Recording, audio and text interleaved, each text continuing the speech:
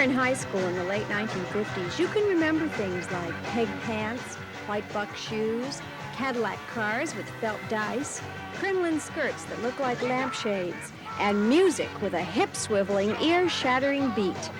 Well, if you think all that's just a distant memory, welcome to the Twilight Zone. It's all coming back.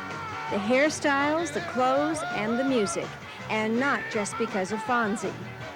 One place where you can travel back in time is a place in Anaheim called Radio City. And we like the bands that came from the 50s and stuff, and that's what makes it more funner for us. I guess we realized that we missed it from because we weren't around then, and now we're catching up. I like to bop until I drop. If you like the African beat, here's another African beat song. Yeah, my baby got in the bush, we talk on a mile. The name Rockabilly has been around as long as the music itself, but don't confuse it with punk rock. A lot of people think I'm a punk, which is, of course, exactly contrary to what I'm involved in. How does the punk movement differ from this? There's no relation at all. The punk movement is, basically political in nature and, a crying out against, it's what they see as social injustice, whereas Rockabilly is just about having a good time and dancing and enjoying yourself. It's something that went on in the 50s, and everybody, I guess they liked it, and they just brought it back. It's like an extension from, after being a punk and stuff. Last year I used to be into punk rock, and I didn't dig it too much because you get thrashed in that. You really get thrashed. Shut up. Parents basically think I'm crazy. Of course, my dad, he doesn't exactly dig it, even though he said he used to have his hair like this when he was a kid, too. But I'd love to see my kids doing something rad like this, having fun.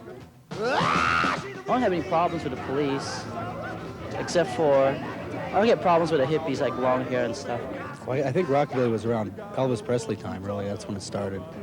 And these kids seem to have dredged it up from the past. It was never really a huge phenomenon. It was some of the roots of rock and roll, actually. And they're going back and searching out the roots of rock and roll and sort of magnifying them and pre-Elvis and Elvis Presley type, early Elvis and Presley type music. Just good old-fashioned, real old-fashioned rock and roll. A good performance is the secret to 1950s rock and roll success.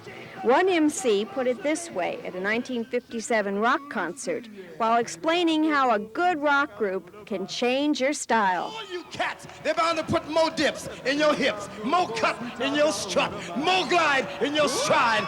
They'll make your back crack, your liver quiver, and your knees freeze.